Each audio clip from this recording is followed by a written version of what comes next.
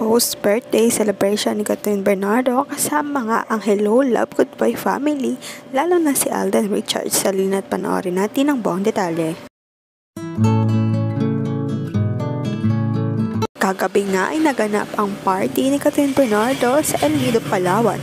Ngayon naman ang post-birthday celebration niya kasama pa rin ang mga friends at family. Spotted nga ang nag-picture ang Hello, Love, Goodbye family kasama ang birthday girl na si Catherine Bernardo. Makikita sa larawan na ang saya-saya nila dahil sa reunited na ginawa nila para kay Catherine Bernardo. Ngayon nga ay spotted pa rin na magkakasama sila nagla-lunch break para sa kanilang susunod na activities sa El Nido, Palawan. Ayon nga sa nag-post, reunited and feels so good. Alden Richards reunites with his fellow Love Goodbye stars at Catherine Bernardo's birthday bash in Palawan.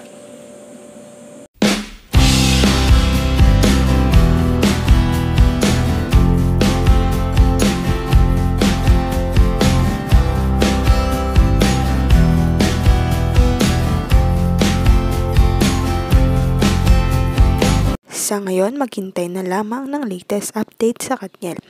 Huwag kalimutang mag-like at subscribe sa aking YouTube channel, Selyang Beats, para updated kayo sa mga balita. Maraming salamat po sa panonood.